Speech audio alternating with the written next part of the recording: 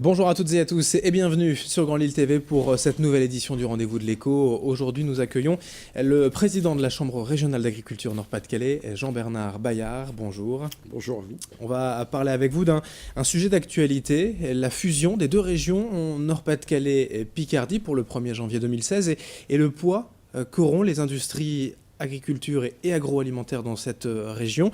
Alors déjà, pour vous, première bonne question, est-ce une bonne nouvelle, cette fusion des deux régions ? Écoutez, moi j'ai entendu nombre de politiques, de chefs d'entreprise de s'exprimer sur le sujet, voire mes collègues pas d'accord sur tel ou tel découpage. Je crois qu'il faut être pragmatique. Hein, les choses sont décidées. Eh bien oui, on a une chance. C'est d'avoir une région qui sera Nord-Picardie, je ne sais pas comment on va la baptiser, hein, mais qui représentera au niveau de l'agriculture et de l'agroalimentaire un poids relativement important. Donc je crois qu'il faut saisir les opportunités. Ce sont quand même deux régions qui se ressemblent au niveau de l'histoire, des territoires et de l'agriculture. De toute façon, quand on prend la situation de l'agriculture, alors la structuration des exploitations agricoles n'est pas la même, ça c'est clair, mais ce sont exactement les mêmes productions. Avec une chance, on récupère un petit peu de champagne dans le bas de laine, voilà, hein, pour la plaisanterie, mais ce sont exactement les mêmes productions. Donc je pense que c'est une opportunité. C'est une région qui va devenir, vous me dites si je me trompe, mais selon les chiffres, leader en termes de production de pommes de terre, de betteraves, et puis une des plus grandes régions céréalières de France. Oui. On sera leader, on l'est déjà, hein, ici, le Nord-Pas-de-Calais est leader en pommes de terre, effectivement. Nous serons leader en blé tendre, hein, y compris au niveau européen, nous serons la région leader en blé tendre. Je crois que ça fait partie des opportunités, puis avec une chance de cet emplacement géographique où nous sommes, c'est que nous aurons sur le Nord-Picardie 6 millions de consommateurs, hein, et dans un rayon de 300 km, 80 millions de consommateurs. Donc c'est une opportunité phénoménale. Il faut pas. Alors maintenant, on peut regretter ceci ou cela, peu importe.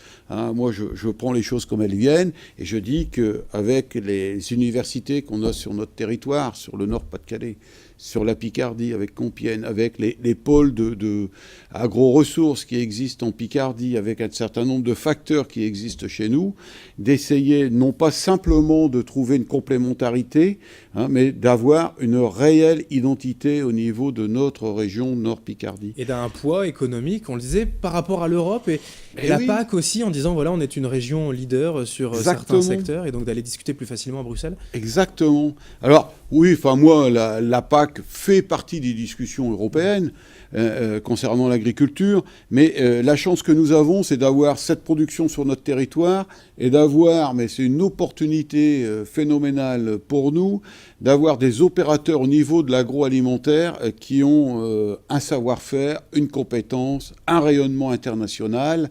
Et tout ça ne peut que nous accompagner et que servir notre région. Et je crois qu'à partir de ce rapprochement de deux régions, que je disais précédemment, eh ben oui, il faut que ça donne une impulsion.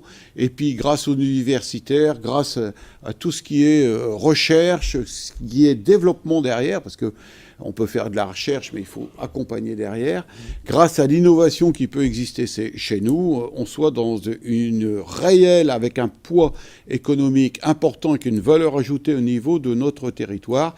Et ça doit faire partie de nos atouts. Au niveau des chambres et de la gestion des exploitations, vous le disiez, les tailles sont différentes, certainement plus importantes en taille en Picardie. Oui. Ça changera pas grand-chose, voilà la gestion du travail avec les agriculteurs. Ça sera, non, à nous d'être assez intelligents et de savoir entre les différentes structures qui représentent le monde agricole, avoir une structuration qui permette de gagner en efficacité et en gardant une proximité auprès des agriculteurs. C'est ce qu'on a fait ici dans le Nord-Pas-de-Calais. Moi, je ne suis pas donneur de leçons, je regarde, je vous l'ai dit, les choses comme elles viennent. Hein, sur le Nord-Pas-de-Calais, il n'y a plus qu'une seule chambre d'agriculture. Les producteurs aussi, les agriculteurs, eux, que vous avez pu rencontrer, qu'est-ce qu'ils en disent de cette fusion et de ce futur poids économique aussi ? Je pense qu'au niveau des agriculteurs, un certain nombre ont pris conscience de cette opportunité. Pour moi, c'est du... Il n'y a pas de peur, justement Si, il y a quelques peurs, parce que, bon, demain, est-ce qu'il y aura une seule chambre d'agriculture ?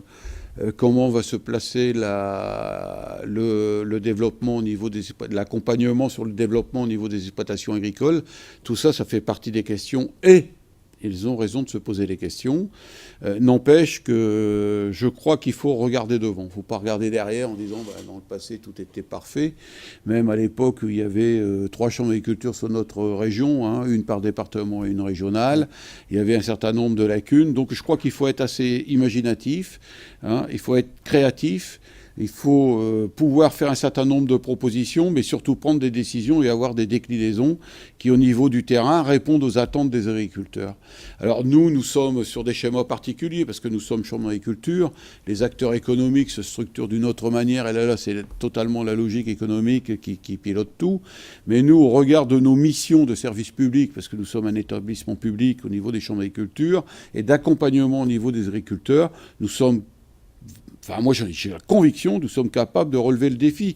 Et je dirais aux agriculteurs, comme à nos concitoyens, comme au monde rural, hein, la présence de la Chambre d'agriculture sur ce territoire et que le poids économique que ça va représenter est une opportunité pour la nouvelle région qu'il ne faut pas laisser passer. Eh bien, merci Jean-Bernard Bayard, donc je vous le rappelle, président de la Chambre régionale d'agriculture du Nord-Pas-de-Calais, être venu aujourd'hui sur Grand Lille TV pour ce rendez-vous de l'écho. Merci. Merci à vous. Et merci de nous avoir suivis pour cette édition. L'info continue dans un instant sur Grand Lille TV.